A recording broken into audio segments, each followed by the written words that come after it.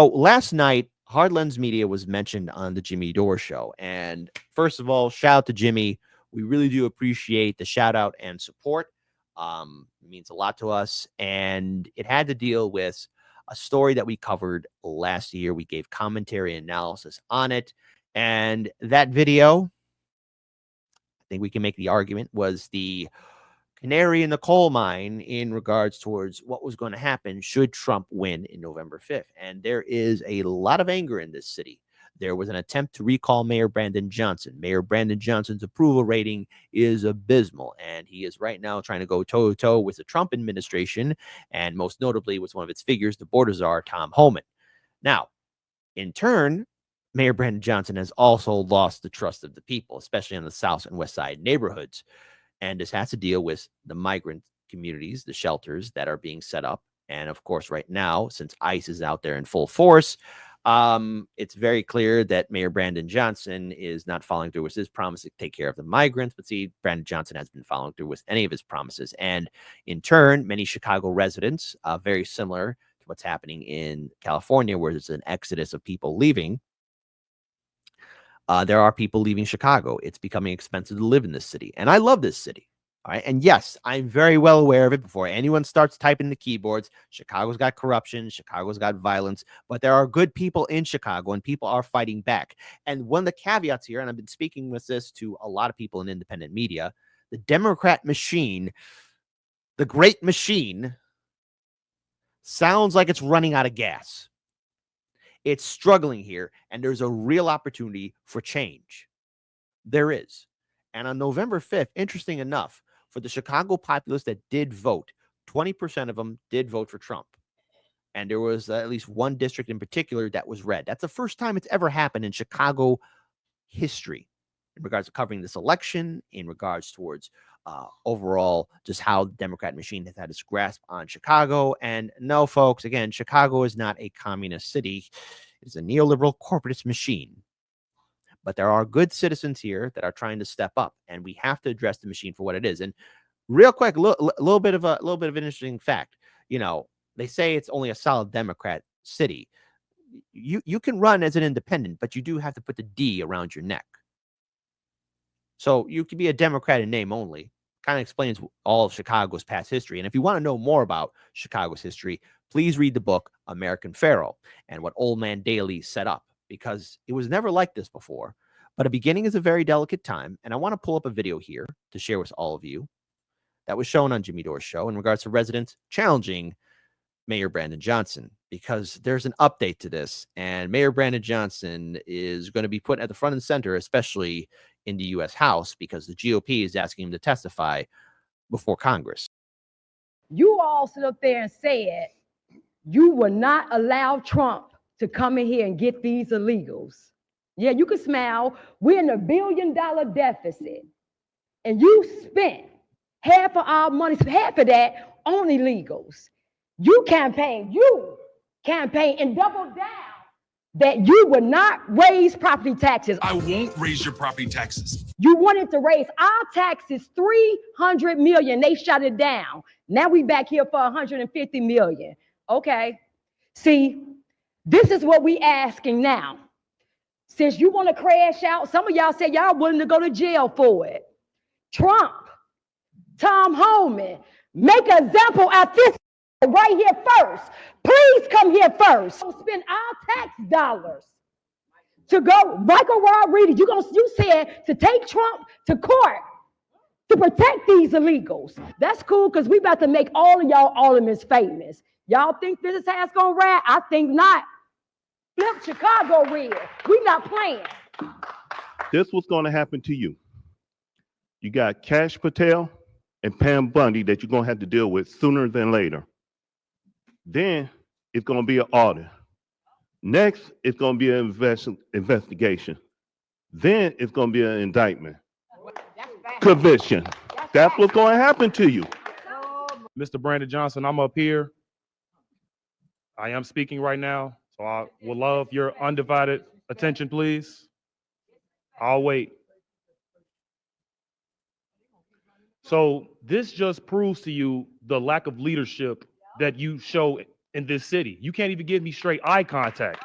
Now, I'm going to let you know now, the people of Chicago, we're done with you. It is insane how we have been voting Democrat for over 60 plus years, and we've never seen a change from people like you, Lori Lightfoot, Robbie Manuel. It is insane.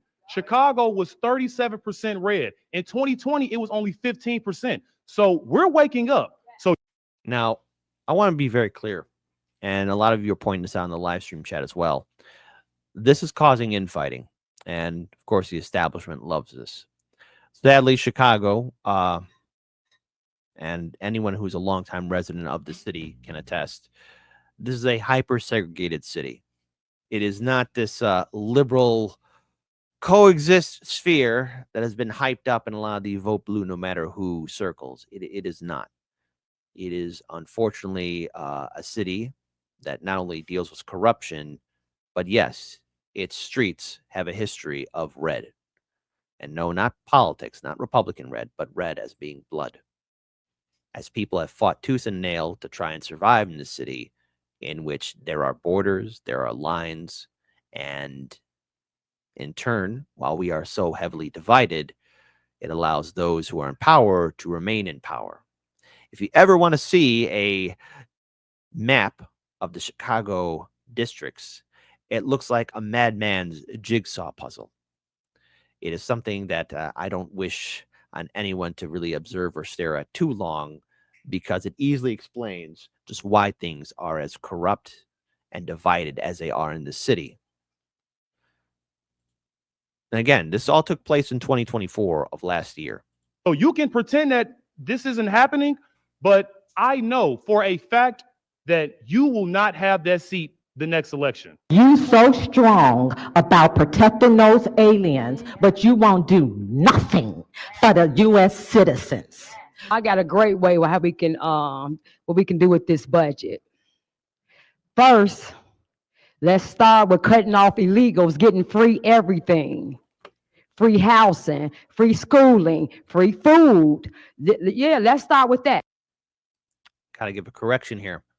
A lot of the migrants coming into the sanctuary buildings were given very little. It's been commented how horrible the living conditions were. And also in regards to the fact that there was no plan for this mass amount of people. You had Democrat and Republican politicians across the country playing this game. You had, of course, the governors of Florida and Texas flying out migrants to sanctuary cities, in which in turn, the Democrat politicians were finally called to task. And it's made, especially here in Chicago, it was made abundantly clear that there was no infrastructure set up for that mass amount of people showing up. There's been reports of people being kidnapped or trafficked. There's also been reports of people that just are out there in the streets. And yes, we even did stories about migrants who were in Chicago wanting to go back to their home country because there was nothing here for them. There was nothing. And it's easy for people to get angry because in Chicago, communities all across the city are struggling. You have families who've been living here for generations just trying to survive.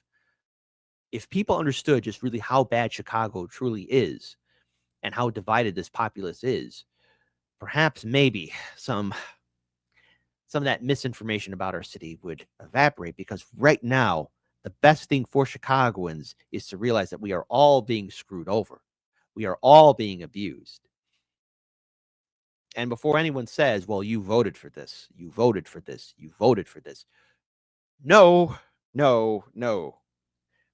You see, when you're treated badly by a system, people stop caring. The voting populace in this city is very small. In fact, voter turnout for the last 2 city elections have been abysmal. Maybe this time around things will be different because things are so hypercharged. But only those that are voting are loyal to the party, or either that right now, perhaps trying to bring in change. And I want to bring this up here because this is very recent. This is an article from Block Club Chicago. GOP wants Chicago mayor to testify at congressional hearing on sanctuary cities. So, Congressional Republicans are asking Mayor Brandon Johnson to testify at a hearing on sanctuary cities next month as federal elected officials further scrutinize the city's approach on immigration. U.S. Representative James Comer, a Kentucky Republican and chairman of the House Committee on Oversight and Government Reform, sent a letter Monday to the mayor's office inviting Johnson to testify on February 11th. According to the letter, Comer's committee is investigating sanctuary junctions and their impact on public safety and the effectiveness of federal efforts to enforce the immigration laws of the United States. The committee is also asking the city of Chicago to provide documents and communications regarding the city's sanctuary status. Prepare yourselves for this. This includes city officials' correspondence with city employees, state and federal officials, and anyone else related to the city's sanctuary status, according to the letter. In addition to the efforts of President Donald Trump's administration to ensure federal immigration enforcement can proceed unimpeded, Congress must determine whether further legislation is necessary to enhance border security and public safety, Comer wrote in his letter. The letter comes after a Sunday launch of Operation Safeguard when U.S. Immigration and Customs Enforcement, FBI, ATF, DEA, CBP, and U.S. Marshals Service descended on Chicago for enhanced targeted operations that led to 1,000 arrests nationally. By the way, Dr. Phil was also doing a live stream because he was there too. Dr. Phil, a name you could trust, right? ICE officials said in a statement that they were targeting potentially dangerous criminal aliens, but did not respond to Block Club's questions about how many people were arrested in the city and whether any of them had criminal records.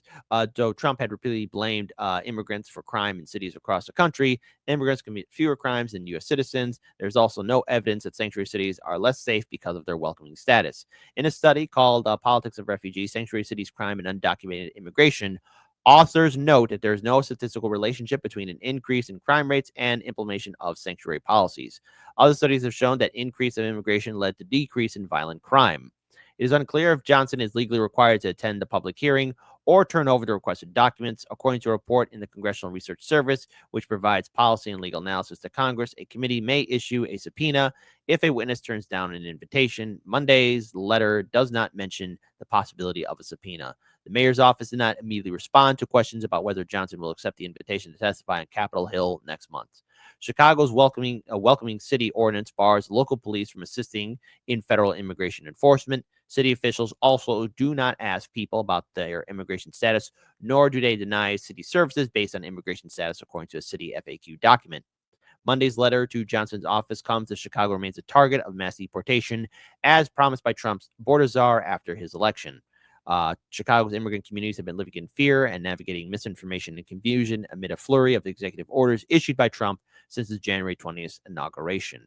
So I do want to pull up something else here, too, because there's two sides of the story. I want to bring up this person right here. This is Alderman Lopez, Byron Sanchez Lopez. We've interviewed him a long time ago. So if you were with Hardlands Media from the beginning, and we interviewed him a long time ago when he was an activist, this is just a short video in regards towards his comments. He's been an advocate for the migrant communities. So let's play this video. Alderman Byron Sanchez Lopez was in attendance. Gracias. Soon after service was over, he took to the streets in Little Village. We understand there has been a DOJ and immigration czar coming into the city to create chaos and panic in our communities. So we've been going door to door, talking to people in our community about the rights.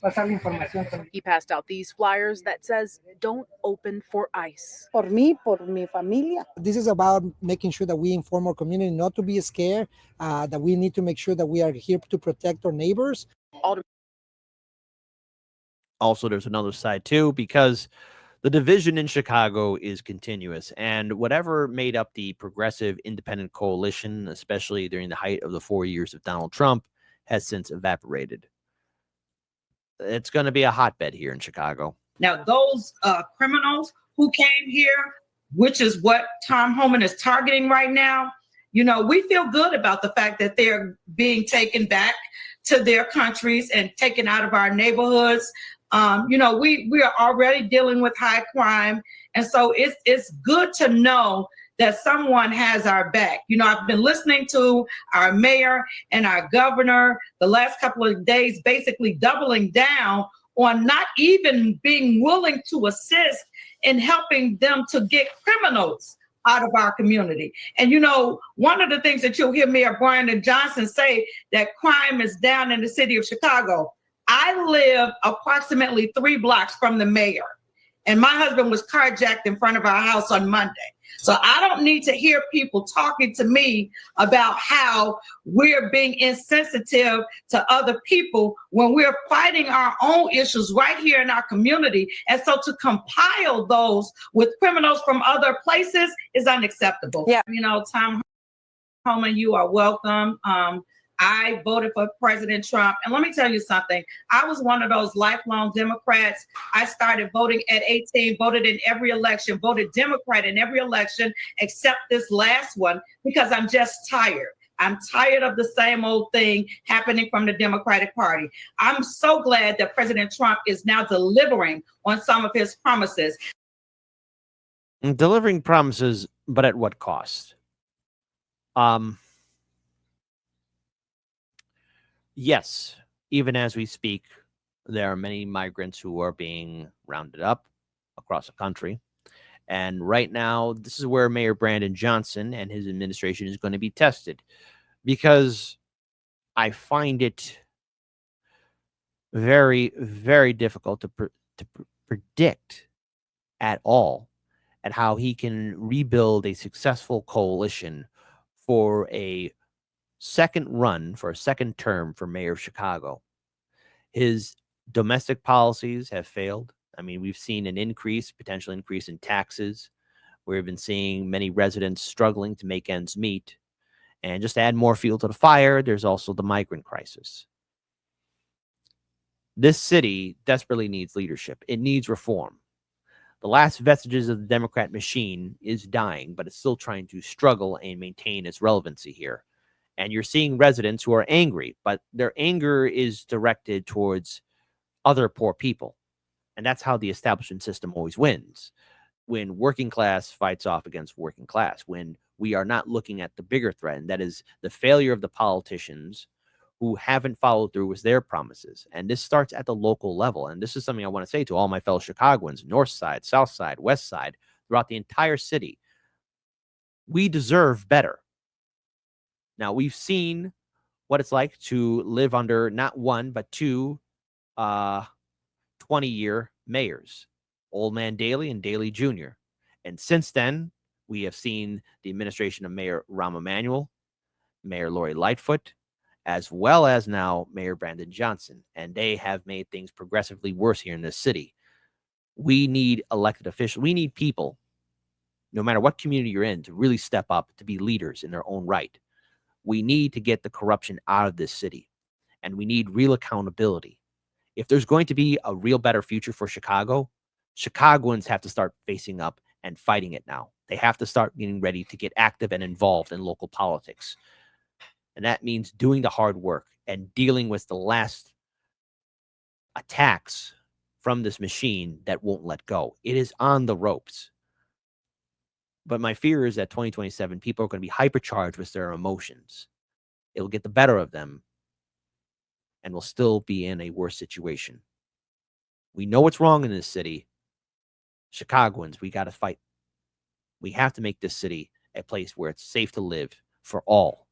And I do mean for everyone.